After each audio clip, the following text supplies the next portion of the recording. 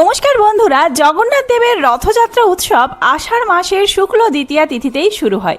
এই দিনে ভগবান জগন্নাথ তার বড় ভাই বলরাম এবং বোন সুভদ্রা দেবীর সঙ্গে শহর প্রদক্ষিণ করেন এবং তার মাসির বাড়িতে যান। তাদের রথগুলি গুন্ডিচা মন্দিরে নিয়ে যাওয়া হয়। এই রথযাত্রার জন্য 3টি বিশাল রথ তৈরি করা হয়, আর হাতে গোনা মাত্র দুদিন পরেই কিন্তু রথযাত্রা চলে এসেছে। তাই চলুন বন্ধুরা, জেনে নেওয়া যাক যে এই বছর অর্থাৎ 2026 সালে রথযাত্রা কবে শুরু হচ্ছে। পুরীতে আপনারা কোন সময় রথযাত্রা দেখতে পাবেন এবং রথযাত্রার অন্যান্য যে সমস্ত অনুষ্ঠান রয়েছে সেই অনুষ্ঠান কবে কি রয়েছে পুরীতে, সেটিও জানাবো আজকের ভিডিওতে। তার সাথেই এই রথ দ্বিতীয়া তিথি কখন থেকে শুরু হচ্ছে, কখন শেষ হচ্ছে, রথযাত্রা এবং উল্টো রথযাত্রার তারিখ, সময়সূচি কি রয়েছে একদম পঞ্জিকা দেখিয়ে জানাবো। এছাড়াও এই রথযাত্রার দিনে আপনারা বাড়িতে কিভাবে জগন্নাথ দেব, বলরাম দেব এবং সুভদ্রা দেবীর পুজো করবেন, আর এই দিন বাড়িতে কোন কাজগুলি করবেন, কি কি নিষেধ রয়েছে, যাতে করে আপনাদের সারা বছর খুব ভালো কাটবে। তো চলুন বন্ধুরা, সমস্তটাই থাকছে আজকের ভিডিওতে। তাই আর দেরি না করে ভিডিওটি শুরু করা যাক। যদি আমার চ্যানেলে নতুন হয়ে থাকেন অবশ্যই চ্যানেলটি সাবস্ক্রাইব করে এবং ভিডিওতে একটি লাইক করে শেষ পর্যন্ত সাথে থাকবেন। আশা করি ভিডিওটি আপনাদের জন্য খুবই হেল্পফুল হবে। ভিডিওটির মূল পর্বে যাওয়ার আগে শ্রী জগন্নাথ মহাপ্রভুর অশেষ কৃপাতে কমেন্ট বক্সে লিখুন জয় জগন্নাথ, জয় বলরাম, জয় মা সুভদ্রা দেবীর জয়। ভগবান জগন্নাথের বিশ্ববিখ্যাত রথযাত্রা প্রতি বছর ওড়িশার পুরীতে অনুষ্ঠিত হয়। লক্ষ লক্ষ ভক্ত ভগবান জগন্নাথ, তার ভাই বলভদ্র এবং বোন সুভদ্রার দর্শন পেতে এই রথযাত্রা দেখতে আসেন। যারা এই রথযাত্রায় অংশগ্রহণ করেন তারা সমস্ত দুঃখ কষ্ট থেকে মুক্তি পান এবং ভগবান জগন্নাথের কৃপায় মোক্ষ লাভ করেন। এই বছরও কিন্তু রথযাত্রা পড়েছে বৃহস্পতিবার 16 জুলাই থেকে। এই দিন থেকেই শুরু হচ্ছে রথযাত্রা। তবে জেনে নেওয়া যাক রথ দ্বিতীয়া তিথি কখন থেকে শুরু হচ্ছে, কখন পর্যন্ত থাকবে। এই দ্বিতীয়া তিথির মধ্যেই কিন্তু আপনারা বাড়িতে পুজো করে নেবেন। রথ দ্বিতীয়া তিথি শুরু হচ্ছে আগের দিন অর্থাৎ রথযাত্রার আগের দিন 30শে আষাঢ় 15 জুলাই বুধবার দুপুর 1:47 থেকে। থাকবে পরের দিন অর্থাৎ যেই দিনে রথযাত্রা উৎসব পালিত হবে 31শে আষাঢ় 16 জুলাই বৃহস্পতিবার। এই দিনে দ্বিতীয়া তিথি থাকছে বেলা 11:46 পর্যন্ত, সকালবেলা 11:46 পর্যন্ত। অর্থাৎ এই পরিস্থিতিতে আপনারা কিন্তু 31শে আষাঢ় 16 জুলাই বৃহস্পতিবার এই দিনেই রথযাত্রা উৎসব রয়েছে। এই দিনে আপনারা বাড়িতে জগন্নাথ দেবের পুজো করতে পারেন। পুজোর শুভ সময় থাকছে সকাল 9:23 থেকে শুরু করে সকাল 11:16 মধ্যে। এই সময়ের মধ্যে আপনারা বাড়িতে জগন্নাথ দেব, বলরাম দেব এবং সুভদ্রা দেবীর পুজো করে নেবেন।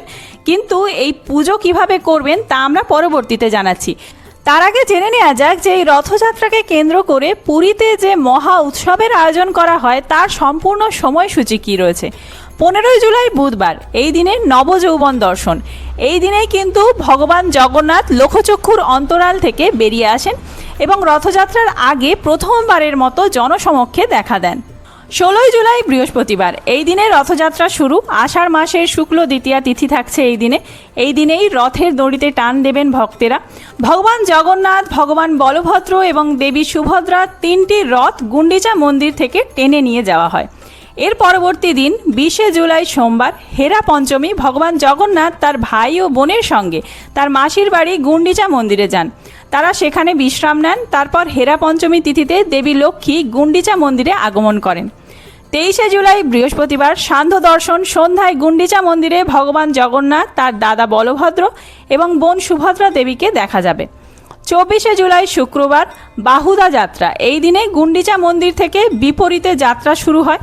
ভগবান জগন্নাথ, বলভদ্র এবং সুভদ্রা দেবীর 3টি রথ কিন্তু টেনে পুরীর মূল মন্দিরে আবার নিয়ে যাওয়া হয়। অর্থাৎ এই 24শে জুলাই শুক্রবার দিন এই দিনেই কিন্তু উল্টো রথযাত্রা রয়েছে। আর এই রথযাত্রা থেকে উল্টো রথযাত্রার মধ্যবর্তী যে শনি ও মঙ্গলবার রয়েছে সেই দুদিন কিন্তু বিপত্তারিণী পুজো করা হয়। রথযাত্রার দিনে অর্থাৎ 16 জুলাই বৃহস্পতিবার সকাল সকাল স্নান করে নিয়ে ঠাকুরঘর সমস্ত পরিষ্কার করে নিয়ে আপনারা জগন্নাথ দেব, বলরাম দেব এবং সুভদ্রা দেবীর যে মূর্তি রয়েছে বা বিগ্রহ যদি থাকে আপনাদের কাঠের বিগ্রহ অথবা পট বা চিত্র, সেটি আপনারা কি করবেন, একটি পেতল বা কাঁসার থালায় রাখবেন। সুগন্ধি জল প্রস্তুত করবেন স্নান করানোর জন্য। তার জন্য আপনাদের কি লাগবে, গোলাপ জল, কিছুটা আতর, চন্দন আর একটি তুলসী পাতা দেবেন জলে। পরিষ্কার জলের মধ্যেই কিন্তু এই সমস্ত মিশ্রণ দিয়ে আপনারা স্নানের জল প্রস্তুত করবেন এবং এই জল কিছুটা করে আপনারা চিত্রে বা পট বা চিত্রে ঢেলে দিতে পারেন, অথবা যদি কাঠের বিগ্রহ হয় খুব বেশি জল দিয়ে ভেজানোর দরকার নেই। পরিষ্কারভাবে কিছুটা জল ঢেলে পরিষ্কারভাবে মুছিয়ে আবার সিংহাসনে তুলে রাখবেন। অথবা আপনাদের বাড়িতে যদি রথ থাকে তাহলে সেই রথেই কিন্তু এই পট বা চিত্র স্থাপন করবেন। এরপরে আপনারা কিছু ফুল রাখবেন, রঙিন ফুল। সেই রঙিন ফুল দিয়ে আপনারা প্রথমেই জগন্নাথ দেব, বলরাম দেব এবং সুভদ্রা দেবীর পায়ে অর্পণ করবেন। জয় জগন্নাথ, জয় বলরাম, জয় সুভদ্রা দেবীর জয়, এই মন্ত্র উচ্চারণ করতে পারেন। অথবা আরেকটি মন্ত্র রয়েছে, যেই মন্ত্রটি এই দিনে 5 বার জপ করা অত্যন্ত শুভ। ভক্তি ভরে বলবেন, জগন্নাথ স্বামী নয়ন পথগামী ভব তুমে, বা ওং কৃষ্ণায় জগন্নাথায় নম। এই মন্ত্র আপনারা 5 বার করে জপ করবেন। এতেই অসাধ্য সাধন হয়, দুঃখ দুর্দশা সমস্ত কিছু শেষ হবে এবং শুরু হবে সুন্দর জীবন। এবং এই রথযাত্রার দিনে পুণ্য অর্জনের জন্য একটি বার হলেও রথের রশ্মি টানা প্রয়োজন। রথযাত্রার মূল আনন্দ হলো রথের দড়ি টানা। বিশ্বাস করা হয় এতে সমস্ত পাপ থেকে মুক্তি মেলে। তাই আপনাদের বাড়িতে যে ছোট রথ রয়েছে সেই রথের দড়িতে হাত দিলেও হবে বা সেই রথ টানলেও হবে। আপনাদেরকে যে বড় মন্দিরে গিয়েই টানতে হবে এমন কোনো বিধিনিষেধ নেই। এছাড়াও এক মনে মন্ত্র জপ করবেন 5 বার, জগন্নাথ স্বামী নয়ন পথগামী ভব তুমে।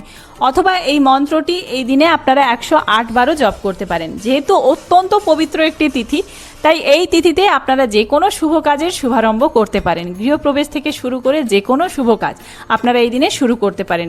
বাড়িতে শ্রী জগন্নাথ দেবের পূজা অবশ্যই করুন, ভোগ নিবেদন করুন এবং পরিবার সহ আরতিতে অংশগ্রহণ করুন। ইস্কন মন্দির যদি বাড়ির কাছে থাকে তাহলে সেই ইস্কনের যে উৎসব রয়েছে সেই উৎসবে অংশগ্রহণ করুন এবং মহাপ্রসাদ গ্রহণ করার চেষ্টা করুন। এই পবিত্র তিথিতে অভাবগ্রস্তদের অন্নদান বা বস্ত্রদান করুন, দুস্থদের সাহায্য করুন, এতে আপনার আর্থিক উন্নতি হবে। এছাড়াও এই পবিত্র তিথিতে কিন্তু আপনারা পুরোপুরি নিরামিষ আহার গ্রহণ করবেন, কোনোভাবেই আমিষ আহার এই দিন গ্রহণ করবেন না। তো বন্ধুরা, আজকের ভিডিওটি এই পর্যন্তই। খুব তাড়াতাড়ি নতুন কোনো ভিডিও নিয়ে আসছি, সেই সমস্ত ভিডিও দেখার জন্য অবশ্যই চ্যানেলটি সাবস্ক্রাইব করে সাথে থাকবেন। আর এই ভিডিওটি যদি হেল্পফুল হয়ে থাকে বন্ধুদের মধ্যে অনেক বেশি শেয়ার করবেন। ধন্যবাদ।